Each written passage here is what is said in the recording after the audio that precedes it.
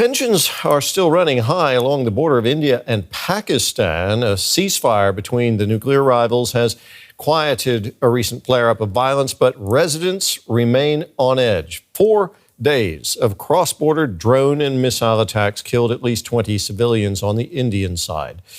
DW's Shalu Yadav reports from the worst affected border town of Poonch in Indian-administered Kashmir.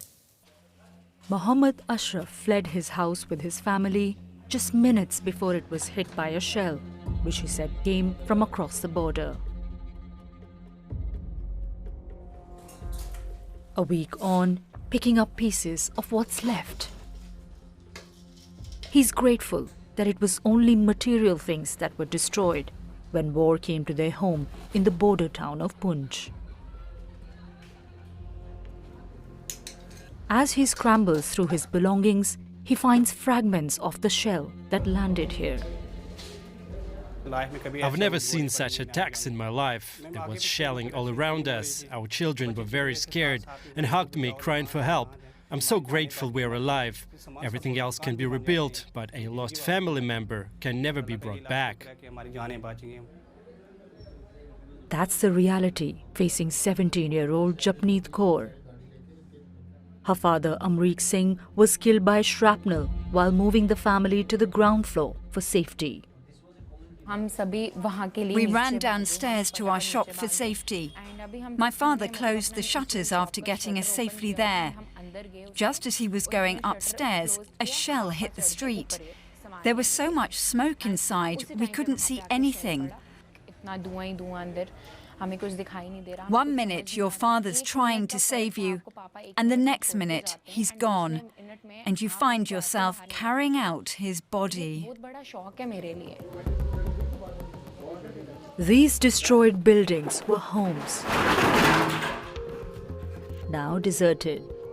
Inside, the scattered belongings bear testimony to the panic that gripped the town as they were pounded by shells. We've just come to a house in Poonch, which is the worst affected town on the de facto border between India and Pakistan. And the scene here speaks volumes about the nature of the attack that came from the Pakistani side, we're told. And the remnants here are almost a reminder of the life that used to be here. This used to be a kitchen hall, it seems, and I can see pots and pans with splinters. There's crockery, there's cooking stuff, there's peanut butter, chocolate syrup lying in the distance, the refrigerator, the almirah here, they've blasted. Just utter devastation. The family that used to live here, we're told, was lucky enough to survive. It's almost unbelievable, but they did survive, and they've survived some injuries. They're being treated in a hospital. And soon after this attack, they left to their safety. And from the kitchen window, I can see the mountains. That's the mountainous line of control, the border between India and Pakistan. And that is the side from where we're told the shell landed and blasted through this house, causing this devastation. And it's not just this house. There are many houses in this locality which are a scene of devastation exactly like this. We're told that 80% of the people who used to live in this town left for their safety when the tensions escalated between India and Pakistan. That escalation was triggered by an attack on tourists in Indian-administered Kashmir's Pahalgam. 26 men were killed, 25 of them Hindus. India carried out strikes in Pakistan, saying it had harbored the terror organization responsible. And Pakistan responded. Fears grew of a full-scale war, but a ceasefire stopped the fighting after 4 days, even as there was clamor in the country for an all-out offensive. But here in Poonch, people were desperate for hostilities to stop. Those people who want war, I'd ask them to just come here and spend a night in this town. Just spend a night under shelling and you'll know what war is. You ask You come and ask those people who have lost their loved ones. You ask them what war is. It was a horrific few days. Our kids are still unable to sleep. They are terrified. We appeal to the government, please resolve the issue with Pakistan once and for all.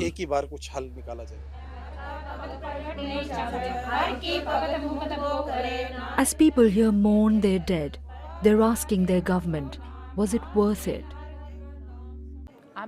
The government says terrorists will be eliminated after such operations. But can they really assure us that there won't be any terrorism now? If you look at the impact of this operation, it's us who bear the brunt. 26 lives were lost in the militant attack. But if hostilities continue, thousands more will die. With a fragile ceasefire keeping them on edge, people caught between India and Pakistan can only hope and pray for lasting peace. Well, calls for a long-lasting ceasefire have been growing in neighboring Pakistan too. Let's listen to what Pakistanis are saying. Narendra Modi should respect the ceasefire that has been announced on the international level. If he doesn't respect it, then I believe that if a real war breaks out between Pakistan and India, it can lead to the loss of lives of millions of people. Narendra Modi, being from a big country, should be aware that he should refrain from war. May God hold this truce, but I would say one thing, that the people who have suffered losses are Kashmiris on both sides of the border. Kashmiris were killed on this side, and Kashmiris were killed on the other side. Issues between Pakistan and India, whether it's the Indus Water Treaty, Kashmir, or others, should be resolved through talks. This is the right approach for both nations. In just a few days, we witnessed both countries suffer major losses, highlighting the immense damage caused by conflict. It is crucial that they negotiate to resolve the remaining issues. Let's get more on this now from Sushant Singh. He's a lecturer in South Asian Studies at Yale University and joins me from New Delhi. Thanks for being with us. Do you get the impression that India and Pakistan are committed to this ceasefire, that they both want it to hold? Commitment is a big word to use. Thank you for having me on the show. And commitment is a big word, a big thing to say. But the fact of the matter is that at this point in time, because neither side wants to escalate and go on to a full-fledged war, which could even go up to the nuclear exchange of nuclear weapons, because both are nuclear weapon states, there is a desire to somehow bring down the hostilities, bring down the tempers. And the first step towards doing that is establishing a ceasefire and maintaining that ceasefire. As far as the commitment to ceasefire is there, I really don't know, but it's a compulsion more than a commitment or a desire. Now, U.S. President Donald Trump has taken credit for brokering the ceasefire between India and Pakistan over Kashmir. Pakistan seems to be going along with that, but India has not acknowledged it. How do you account for this difference? So essentially, India has historically, over the last 55 years, opposed the idea of internationalization of Kashmir issue or any third-party mediation.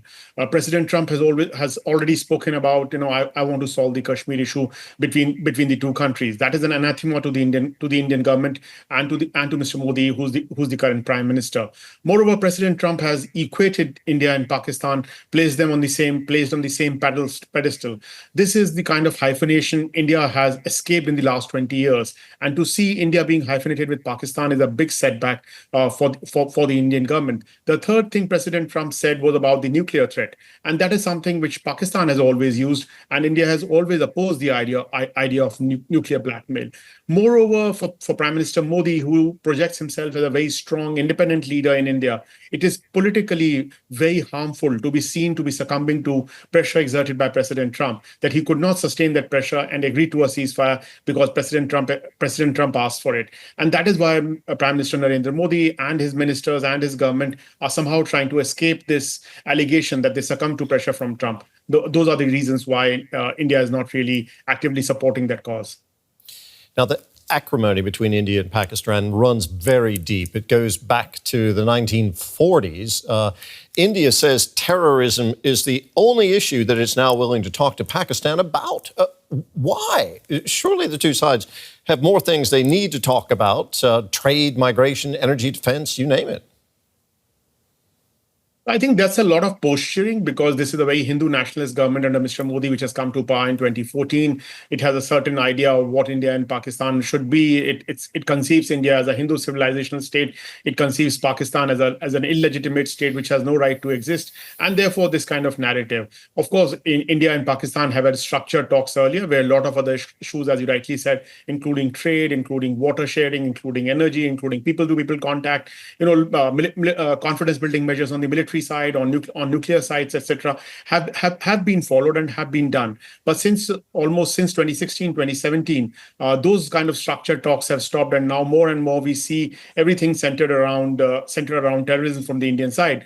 While from the Pakistani side, they believe that Kashmir and water resources are equally important, and they should also be on the agenda. Essentially, this is an Indian way of signaling that they do not wish to talk to Pakistan anymore. Diplomatic ties have already been brought down. Trade has already been stopped. The Indus Water Treaty has been abrogated. So essentially, it's a kind of an indicator, a political signal to domestic constituency that we do not wish to engage with Pakistan in any significant manner. Let's talk about water. Pakistan is still concerned about India's decision to suspend that Indus Water Treaty you mentioned. The Indus River, of course, is a vital water source for both countries. Do you think this issue at least can be resolved? Well, I hope that it is resolved because you would not want a humanitarian crisis in a country as big as Pakistan, which is already dealing with a major economic downturn and political turmoil.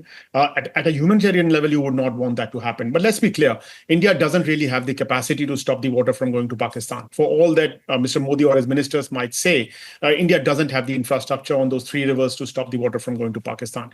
And to create that kind of massive infrastructure, whether it is dams, whether it is ponds, whether it is hydropower plants, is going to take a decade or more. But it is more symbolic. It is more in terms of exchange of data from these rivers and little bit of manipulation of flow that you can undertake. But the signaling value, the political value is huge. It is massive, and it shows to a lack of trust and a kind of aggression that is not healthy for South Asia. Sushant, thank you so much for talking with us. That was Sushant Singh from Yale University.